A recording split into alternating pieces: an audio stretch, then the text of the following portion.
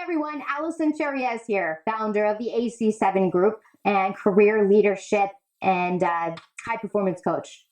Hey, thanks for joining this week. I really appreciate it. If you like what you hear, please don't forget to subscribe to our YouTube channel and cruise on over to Facebook and like our Facebook page as well.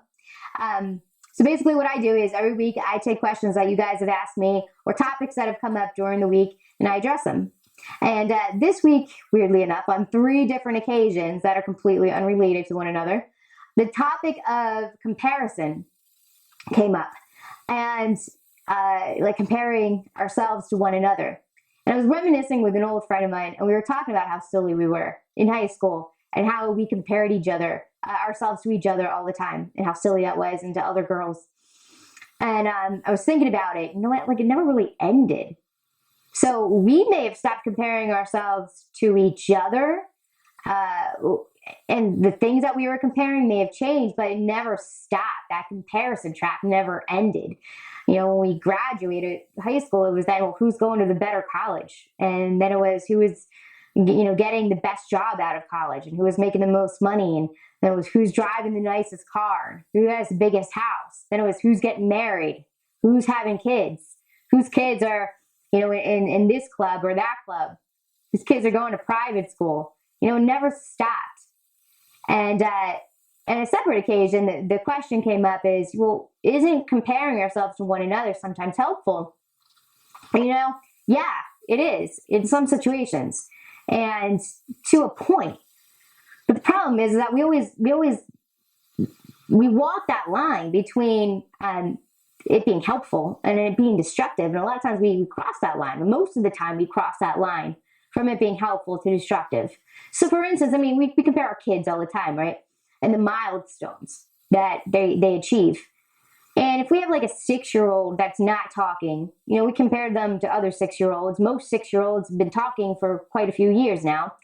So we know that the 6-year-old that's not talking has, you know, there's some developmental issues that need to be addressed and that are concerns. So in that way it can be helpful. But oftentimes we cross the line. Now all of a sudden it's not just, you know, we're comparing against milestones. Now we're comparing, you know, 2 equally intelligent children. Well, who's doing more? Who's in more activities? And that's not only destructive to you, it's destructive to your kids. But it's robbing us. It's robbing us, man. So we're all created differently, right? There's like 8 or 9 billion people on this earth. And science has proven we are all different. DNA. We all have different DNA. Nobody has exact DNA as another person. And I think that's on purpose. I think that's not just an evolutionary thing. I think it was done on purpose because we all have something unique to bring to the table, to bring to the world, to bring to society. And that's why we're here, is to figure out what that difference is and what that uniqueness is. What makes us unique and different from everyone else. The 7, 8, 9, however many, there are billion people on this earth. And that is why we're called here, is to bring that to the world, because that's what the world needs from you. And when we're comparing ourselves to other people, we're robbing not only ourselves of that uniqueness, but we're robbing the world of it. They need what you have to offer. And they don't need you comparing yourselves to, you know, Susie down the street. She has a completely different thing that she's going to be offering the world. And when we compare ourselves to our neighbors or our colleagues or our siblings or our friends or whoever, we're robbing the world and we're robbing ourselves. We're demeaning our own achievements. We're demeaning our own talents and skills, and we're keeping it from the rest of the world. And it's a waste of time. Now we are here, we're all the same amount of time. We all have 24 hours in a day, right?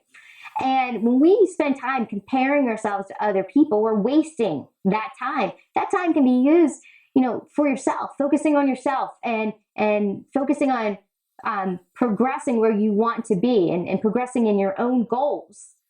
So when we look at other people and we've got our eyes on another person, we are not focused on the end result of where we want to be. Our focus is in the wrong place. And when our focus is in the wrong place, we can't get to our end results, or at least not as quickly as we want to. There's going to be a lot of distractions, a lot of detours along the way. All right. So three big ideas of, how to stop comparing ourselves to other people. The first one is that you need to acknowledge that you're doing it, right? So knowledge is power. Admitting you have an issue is the first step. And I had this problem for the longest time. I was like, I'm not comparing myself to anybody. I am focused on my own goals, blah, blah, blah, blah, blah. Man, I was completely in denial, and I was focused on the wrong thing. And it took me in a completely different direction. I probably could have shaved 5 years off of my career life if I would have just paid attention to my own goals, to my own career, to my own, set of skills and talents. But I didn't. But now I'm acknowledging it. I'm acknowledging that, yeah, sometimes I do it. A lot of times I do it. Big idea number 2, if you have to compare yourself, because we do, it's like in us to want to compare ourselves to other people. But if you have to compare yourself to yourself. So for instance, if you want to lose 20 pounds and you have a fitness partner, you have an exercise partner, you start January 1st, see where you are in February 1st. If you lost 2 pounds, you are 2 pounds closer to your goal than you were a month ago. You are 2 pounds lighter than you were a month ago. Good job. That's awesome. You're making progress. You are progressing towards your end. You are focused on where you want to be, and you are getting there. Now, if your exercise partner, say, lost 4 pounds, and all of a sudden you're comparing yourself to that, all of a sudden your achievements they don't mean anything. They mean jack, right? Your happiness for the progress that you did make is now down the toilet because you're feeling bitter, frustrated, jealous of your exercise partner who lost 4 pounds. But that's not what we need to do. We need to be focusing on ourselves, because you know what, your exercise partner, they may slow down later. Maybe the next month they only lose 1 pound, or maybe they gain it all back in the end. I don't know. You never know, but it's not something that you need to be concerned with, right? You need to be concerned with what you're doing and how you're doing it and how you're running the race. All right. Big idea number 3. Be grateful. Be grateful. Gratitude, man. If you have been following me for any length of time, you know that gratitude is a big thing with me. It's part of my core competence, my core values, right? I coach based off the life philosophy, and that's love, integrity, gratitude, happiness, and truth. If you're grateful for what you have and the resources that you've been given, your health, your body, your job, this talents and the skills that you have, you're less likely to compare yourself with other people, right?